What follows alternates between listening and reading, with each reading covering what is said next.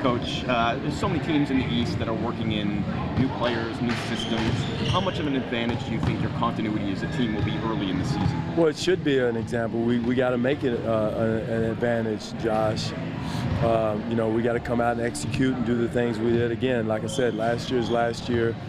Every year is a new year. So we've got to come out from scratch, execute, have the same mentality that we got to be the hardest working team on the court that night to win.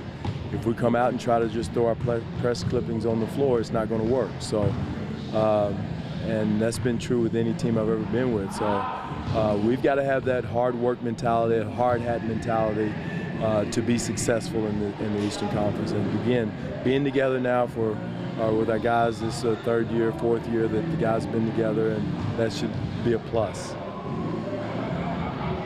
Go ahead, Doc. Dwane, you guys, under your leadership, you've had increased your win total every season, I think. You had 56 last year. Eventually, that's probably going to come to an end. In your mind, what's the hallmark of a successful regular season? Well, again, being consistent, I think, more than anything else. I know you guys have been here, so you get tired of hearing me saying the same thing, but it's about consistency. It's not going to change.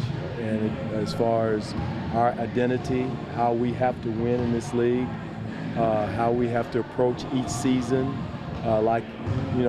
first time we've ever seen each other, so to speak, as far as working hard.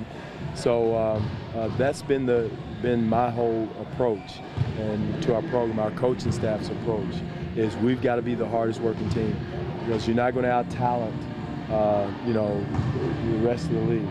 And so we got to do it collectively as a group, and we got to have the same mentality that, we got to scrap, we got to fight, we got to scratch to win in the Eastern Conference. So does this team have 56 wins in it this year? Well, we'll see. We'll see. We're going to go in, and first one, we got to get the first one, and we got to scratch out each game, and we'll see how many that comes up to. What do you think of Detroit? I think Detroit's a very experienced team. They added some tough, hard-minded players. I thought they gave Cleveland a run for their money in the playoffs last year when they were healthy. Morris is a matchup problem for us. Tobias Harris is a matchup problem. It hurt him a little bit losing Reggie Jackson, but Stan's a very good coach, and they're a well-coached team, and again, they're a defensive-minded team. So they're going to be in the thick of things, and I think people have kind of written them off. But and Drummond's a handful. So very talented team. They're one of the teams that has shot away from playing big as well. No question, and they want to forcefully beat you up, physically beat you up. So if you're not coming in mentally prepared to go against that, then they're going to have the advantage that night. So that's going to have to be our whole mindset going into tomorrow night, is physically be ready for a battle. And if not, it's going to be a long night. Just following up on the size and physicality thing, everyone says the center's dead, but you're going to see Cousins, Drummond, Nurkic, all kinds of other guys right off the bat. What kind of test is this for JV to see where he's at? It's real for Jakob and JV, and if Lucas is healthy, it's going to be huge. That's a great point. The centers are not dead. They're a different type of center. They're more athletic centers. They're centers that can go out and shoot the jump shots. They're centers that can put the ball on the floor. Drummond drove us to the basket for layups a couple of times in our last exhibition game. So it's not the traditional back to the bucket. It's more rolling to the basket, ISO, driving, shooting the jump shot if you back off. So the center positions change, but size still matters in the league. Dwane, how key is it for you to get, or on most nights, the type of production that we saw from Jonas in glimpses in the postseason? And can he provide that on a nightly basis? He can. I don't know if he's back in that rhythm right now. He hasn't gotten in that rhythm. But Jonas was playing some of his best basketball at that time last year. He's still trying to get to that level. He's improved. He's more vocal now. He's talking on defense.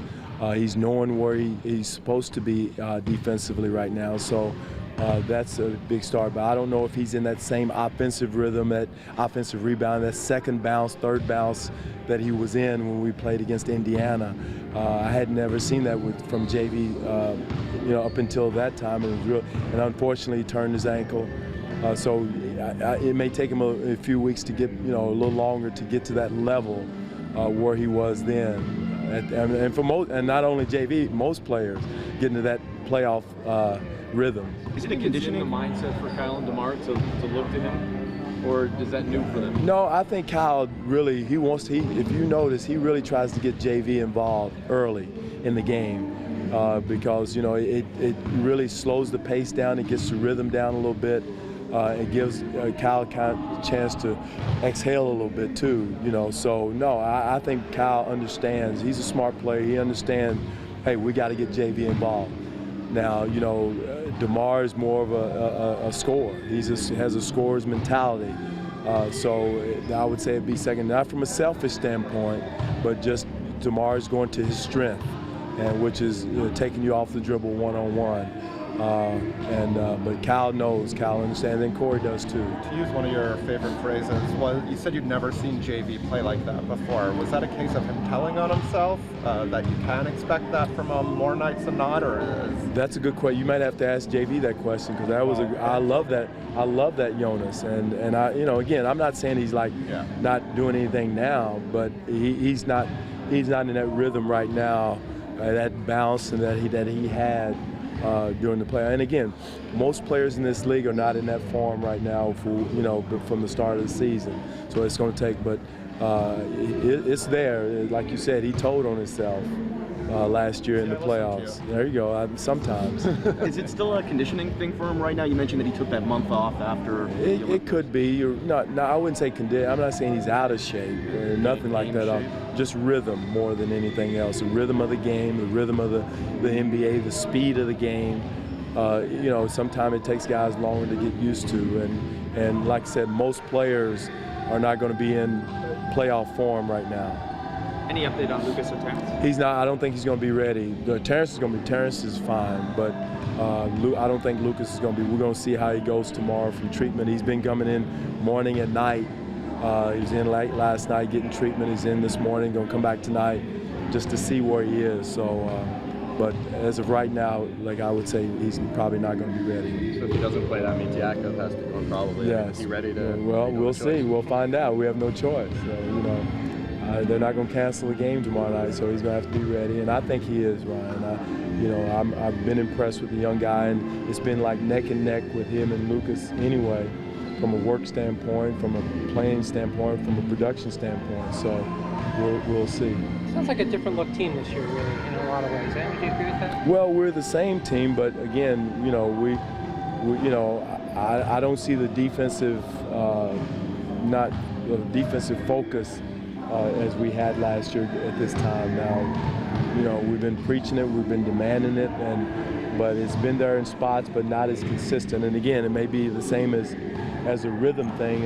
We're not in that form yet, but we're going to keep working to get there.